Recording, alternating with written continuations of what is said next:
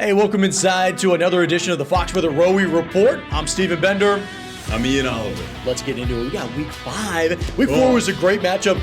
International games. I don't know why I'm just getting informed on this, Ian, that Vikings get back-to-back international. Whoa. Yeah. They were in Dublin. They were in Dublin, now which they go was to a great Tottenham? game. Yeah, now they're going out to Tottenham Spurs Stadium in London. That's going to be the first game that we're going to check out, by the way. I don't know how. I'm not even a Browns fan, by the way. I don't know if anybody should be a Browns fan legally, but that would piss me off. Legally? Yeah, think about it. They're just chilling in the UK and in Europe all week long, and they don't have to worry about that massive flight. Yeah, well, Steve, I know this is primarily an audio format, but the answer to that is this. The cheese. There's a little and cheese. The international aspect for the NFL.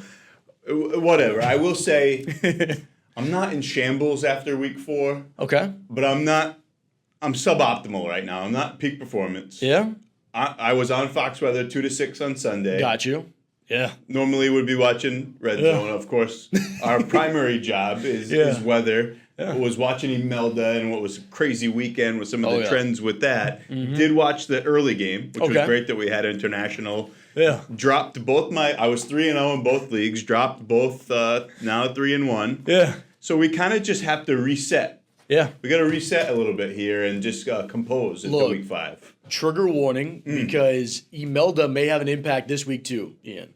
I know because that's what you were there. Last weekend, I was there with you on Saturday. I was looking at TD9. I didn't even get a name, dude. It was rough. All right, but I got to watch some college ball while we were here. But the reason why I bring up Imelda is because loosely it's going to be associated with the rain. It's just like Gabby did. Like Gabrielle did. Oh, yeah. Well, Gabby was like direct hit to Spain. Yeah. You see some of those those videos that have come out. Amazing. Catastrophic flooding, what you see with the remnants. This is actually moving through the North Atlantic. It's going to be north of the UK. To see the flooding, but the fact that it was holding its intensity across the Azores, into Portugal, into Spain. Yeah. And we always say tropical moisture in any form is dangerous. And that was yet another example of that. This one's going to be more about the pressure gradient and the wind factor. Let's show you on the risk of weather impact. Of course, that's the ROWI, and it's the weather. How does it factor into the game? You were just referencing the tropical moisture, and that's a lot of what we talked about even stateside in the southeast. This one is a little bit different. It's the battle between the high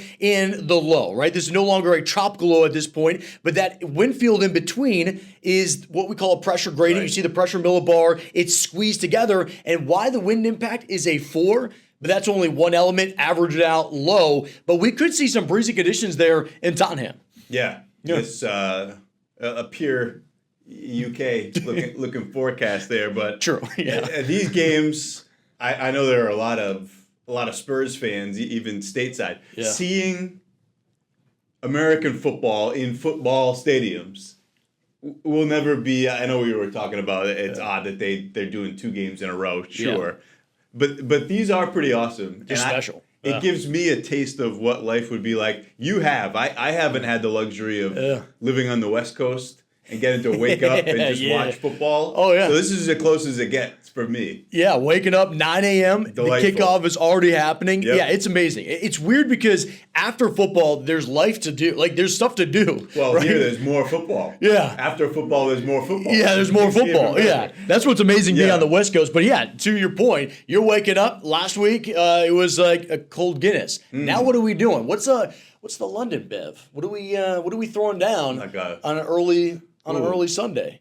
You know? When I was there, the beers are like room temp. Yeah. I think that's why you can pound them, to be honest. But I don't know, maybe like a Newcastle? Okay, that sounds good. I don't know if we can. Newcastle, you mentioned Newcastle and Tottenham. That might be not so good. Yeah, that might be a problem. That's just my favorite. I know that's not in London, but that's my favorite British variety, I'd say. Okay.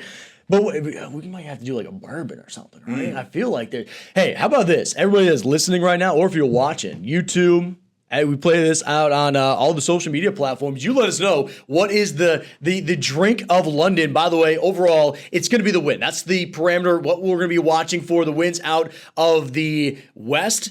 northwest, 15 miles an hour. Hey, we've been seeing a lot of kicking this year.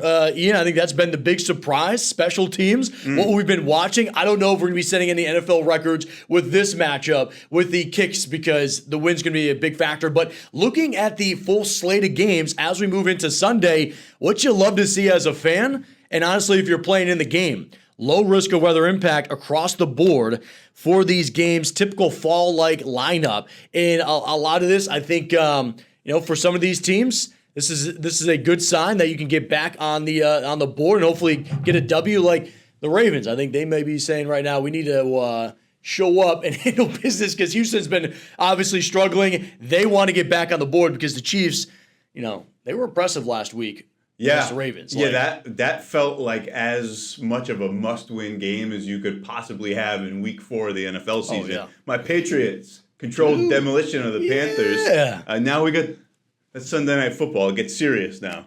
Drake May has been interesting because you start looking at some of the stats that he's popping up on, and it's like with Hall of Famers, and you're saying, how is he on this list? They were comparing him to Thomas Edward Brady. Yeah. Nice. Okay. Middle name drop. Yeah. All right. Midway through the pod. All right. We're learning something here. Steve, before we leave it too much, just wanted to popular London beers at a quick glance. Yeah. Fuller's London Pride, Camden Hell's Lager, something called Neck Oil, Reliance Pale Ale. Whoa. But this is why I wanted to bring it up. Okay. And we may have to order this. Yeah. Pressure Drop Pale Ale. There we go.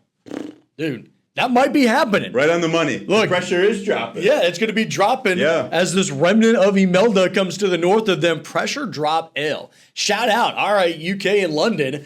Getting us some weather beverages. Nice. All right. Hopefully, and by the way, Pressure Drop Ale, if you want to sponsor the show, we're always game for that as well. We'll have that. But to your point, looking back here stateside, so what are you thinking, though, with your lineup? I mean, it looks promising, but you're going up now to the Bills and looking at lower 70s. I mean, it doesn't look like a temperature impact. Yeah. It's the impact overall. What are you feeling as a Patriots fan? Well, sometimes we talk about the lack of weather as the weather impact. Yeah. That's what it is this go around. I mean, I'm looking at this. I'm glad that the Patriots are going to see them right now instead of in 2 months when we have lake effect snow bands starting to set up. And it's nasty. Especially, you had mentioned it. This isn't Tom Brady's Patriots. It's Drake May's Patriots. And, we don't know. There's no sample for what he would look like in that game. True. So there's no data to back that up. So I know the data that we have to back him up in good weather. Yeah. He looks really good. Yeah. So I'll take it. Okay. No, smart. And you mentioned that would be if you went to Buffalo or even in your stadium, Foxborough, you have a nor'easter, right? So this is the time of year you want to beat the Bills when you have everything in your favor. Let's talk about what's going to happen down south because we do have some active weather. And this is deep into the week. By the way, we're doing this episode on a Tuesday. This is about as far out as you can get. Yep. But this is looking at a stationary boundary, which shows us a little bit more confident that there will be widespread showers. I encourage you to tune in tomorrow because we'll be talking college football. SEC football will be impacted by these games, but we look at NFL football and we go to Monday night where there could be some influence there in North Florida. So I'll say this, Steve.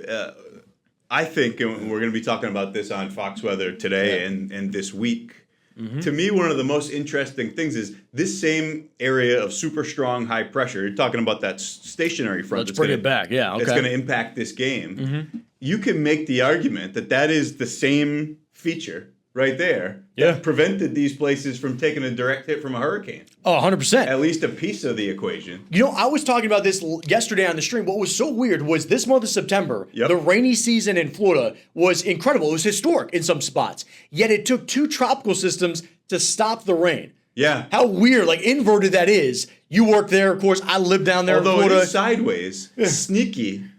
Tampa, how much rain you think Tampa had this month? Oh, I mean, Tampa was not doing much. It was Baker Mayfield was dropping all the rain. I feel like they got, I would say 3 inches, 3 to 4. What do you? Less. No way. Yeah. Like a buck, 1? Less. Get out of here. Yeah. Wow. 0.7 that is 7 inches. That's insane. You compare that with Miami, which was what? 14. Yeah. So that is incredible. Okay. But it's because of the onshore flow pattern. To your point, they were stuck in that pattern, and all all the rain gets pushed over to the Atlantic side. Look. If you missed the thunderstorms, you missed them. Hey, I'd trade our Dolphins record for the Bucks record. If you want to make that you would. trade. Yes, all right? you would. I'll take no rain if it gets my football team with a winning record. That's what I want. To put a bow on that thought, that high. Yeah.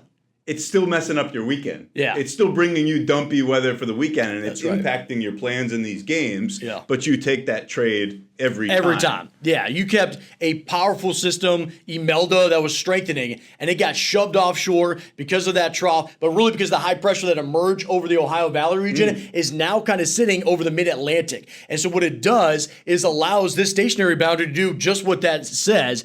Stationary, not budge, it's but a mega high, and that's why so many of these games are in the low category as you go farther off to the north. It's dictating everything across the eastern half of the country. So when you go to those games up in, New England or actually Buffalo this week, you can thank the high. If you're down south, you can be bitter at the high. But why it gives us actually, Ian, a little more confidence on a Tuesday, what could ultimately happen next week? Because this is a macro view. I mean, this is a dominant feature. Yep. It's not a subtlety that we've been tracking with previous weeks where you have a frontal boundary and then you're worried about, okay, what's the timing of that front? Because that makes such a difference, especially when you're looking at a 8-mile radius of a stadium, because otherwise it doesn't matter outside that 8-mile radius. The timing is the weekend and beyond and in the lead up. So it's kind of, we're stuck with it effectively. And in Duval, they don't really have a shield. Like down in Hard Rock, you got some of the field with that. It's cool. You protect the fans or whatever, and then it goes onto the field potentially. But this is completely exposed once you get out towards Everbank Field. And so what we're looking at here, sub-severe or not, it's way too early to talk about that. But you're looking at the entire game, start to finish, even for an evening event. That's a big thing we should talk about too, Ian, is typically when you're talking football in Florida, it's the afternoon where you see most of the rain. This is persisting into the evening time. Yes, we're Monday night football, and you're still talking about rain. Yeah. These aren't daytime-driven storms. There's a front hanging around, and this will be an impact. I mean, did you get the numbers on this going back? That Dr. ROWI, do we know how many games it is for Pat? Because I'm curious. Two for Pat, 3 for Trevor. Okay. More games for Trevor than Pat Mahomes? Don't forget, how it goes. It's recorded at the start of the game historically. Okay. All right, so got it. That part. Got it. If you guys couldn't hear Dr. ROWI, Ian, cue him in on it. The dubious nature of weather records. They're all like this. You have to qualify it. To it there, and it's good to know for the qualifiers. Yes, it's rain at kickoff, correct? Yes, rain at kickoff. Okay. So that doesn't mean that he hasn't played in many other games where rain arrived in the second quarter. Yeah. Second half, whatever. Yeah, but still, I mean, that's still surprising to me. So I think it's more surprising that there's such a small sample size for Patrick Mahomes. But either way, now we talk about this. They are the captains, right? They're going to be obviously the ones that are going to be most impacted by a rain event. By the way, we should say that rain does impact every position on the field, but quarterbacks, because it's the hardest position in all of sports, and you're trying to fight through all of that. What do we see really stand out? I truly think that they take away the passing threat. I think you have to look at who's the head coach, though, too. Andy Reid is an absolute machine when it comes up to this and the play calling. That I don't think it's the lack of throwing. It's more of now we're talking about deeper, more of interesting type of setups, maybe screen passes, shovel passes to Travis Kelce type of things. Percentage type stuff. Yeah. For folks that maybe can't see it, if you're just listening, it's no rain for Mahomes, 285 pass yards. It goes down to 205. Passing touchdowns, 2.2 to 2.0. Picks, and this could be to your point, Steve, go from 0.6 a game down to 0, which is it's only 2 games. So he didn't throw a pick in either of the games where it was raining at kickoff.